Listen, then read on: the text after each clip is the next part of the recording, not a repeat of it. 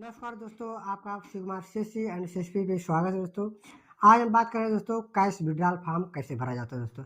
दोस्तों बहुत सारे कस्टमर हैं बैंक के जो बैंक पे जाते हैं कैश विड्रॉल फॉर्म भरने पैसा निकालने के लिए, तो उनको कैश विड्रॉल फॉर्म भरना नहीं आता है दोस्तों। वो पढ़े लिखे होते हैं अच्छे से, लेकिन उनको फॉर्म भरना नहीं आता दोस्तों।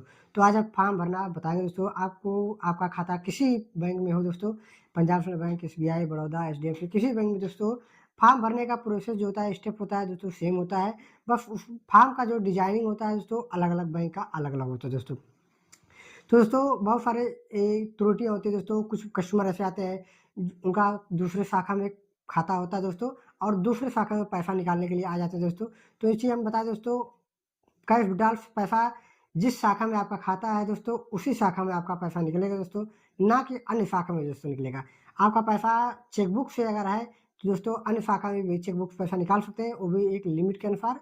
बाकी अगर आपका खुद के शाखा में पैसा निकालना है दोस्तों, तो आप चेकबुक से निकाल सकते हैं दोस्तों। 10 लाख 20 लाख, उसमें इस चेकबुक का एक लिमिट निर्धारित होता है, उस चेकबुक से उतना अमाउंट निकाल सकते हैं दोस्तों। चलिए दोस्तों, हम आपको कैश विड्रॉल फॉर्म भरना बताते देख रहे हैं शिवकुमार सीएससी एंड सीएसपी। दोस्तों शिवकुमार सीएससी एंड सीएसपी में आपका स्वागत है। आज हम बताने वाले हैं पंजाब नेशनल बैंक में या अन्य बैंक में विड्रॉल भरना और कैसे भरा जाता है, और क्या विड्रॉल भर के पैसा निकालने पर आपको पासबुक लेके जाना अनिवार्य होता है या नहीं, या केवल बैंक वाले आपको परेशान करना चाहते हैं कि पासबुक लेके आइए। तो दोस्तों इन सब चीज़ों के बारे में आज हम बताने वाले हैं कि पंजाब नेशनल बैंक में विड्रॉल फॉर्म कैसे भरा जाता है दोस्तों। तो चलिए दोस्तों हम शुरू करते हैं पंजाब नेशनल बैंक में विड्रॉल फॉर्म कैसे भरा जाता है दोस्तों। चलिए हम आज दिखाते हैं आपको। यहाँ पे देखिए दोस्तों लिखा हुआ है स्वयं को। यहाँ दोस्तों सबसे पहले हम लिखेंगे स्वयं, ठीक है। अगर आप अब पैसा निकालने जाते हैं तो यहाँ पे दोस्तों लिखेंगे हम स्वयं, ठीक है। यहाँ पे हम भरेंगे फॉर्म, लिखेंगे स्वयं, ठीक है। या आप यहाँ सेल्फ भी लिख सकते हैं दोस्तों, ठीक है। और यहाँ पे दोस्तों लिया आपको पेमेंट लिख रहा है, कितना रुपया आपको निकालना है दोस्तों, ठीक है। यहाँ जैसे आपको निकालना है, जैसे हमको 2000 रुपये निकालना है, तो यहाँ हमको लिखेंगे यहाँ दोस्तों 2000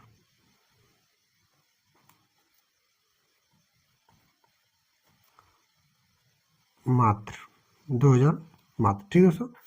यहाँ पे देखो दोस्तों लिखा हुआ है केवल मूल शाखा में प्रयोग है। सबसे पहले दोस्तों जानते हैं, यह जो विड्रॉल होता है केवल आपका जिस बैंक में खाता होता है उसी बैंक में आप इसको विड्रॉल का प्रयोग कर सकते हो दोस्तों, ना कि इस विड्रॉल को ले जाके दूसरे बैंक में आप उसको इससे पैसा निकाल सकते हो दोस्तों। आपका जिस बैंक में खाता है उसी बैंक में इस विड्रॉल से पैसा निकाल सकते हो दोस्तों। यहाँ पे दोस्तों लिखा हुआ है अमाउंट, आपको यहाँ पे लिखना है अंकों में, अंकों में लिखना है 2000 रुपया दोस्तों। दोस्तों जिससे कि आपको बता दें कि जब आप पैसा निकालना जाते हैं तो वहाँ पे जो कैशियर होते हैं आपसे कहते हैं कि पासबुक दीजिए। पासबुक दोस्तों यहाँ पे स्पष्ट लिखा हुआ है कि यह फॉर्म चेक नहीं है, कृपया पासबुक के साथ प्रस्तुत करें।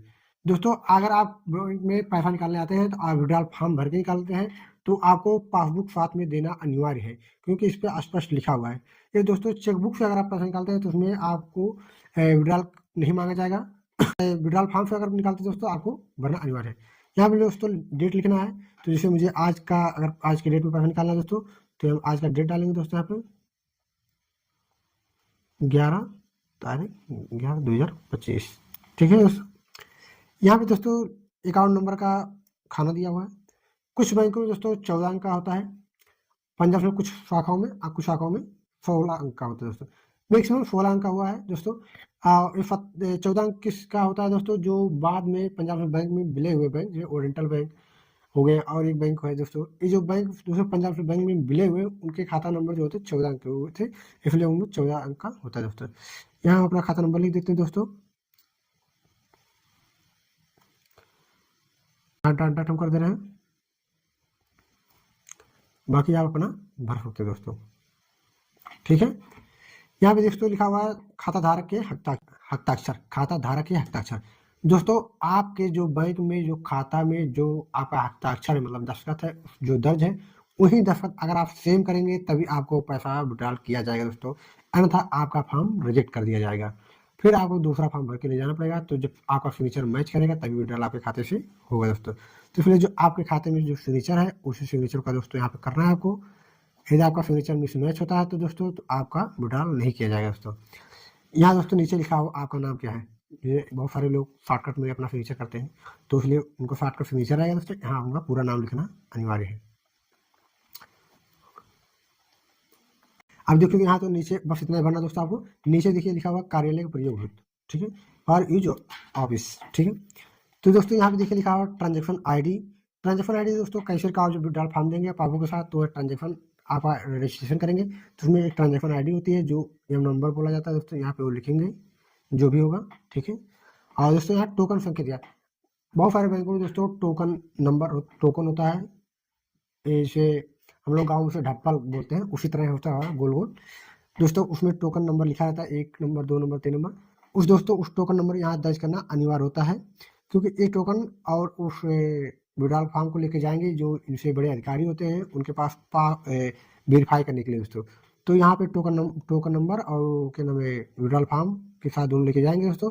तो वहाँ के जो अधिकारी होते हैं वो वहाँ इसको वेरीफाई करेंगे दोस्तों। यहाँ लिखिए दोस्तों लिखा हुआ सिग्नेचर ऑफ पासिंग ऑफिसर, तो यहाँ का जो अधिकारी होता है वो उसको पास करता है दोस्तों, यहाँ इसका सिग्नेचर रहेगा और वह टोकन नंबर और अमाउंट मिलाएगा दोस्तों। उसके बाद फिर ये आपको टोकन नंबर और क्या नाम विड्रॉल फॉर्म के साथ कैशियर को दिया जाएगा दोस्तों। तो यहाँ फिर कैशियर अपना नाम मिलाएगा आपका, सिग्नेचर और पैसा लिखेगा।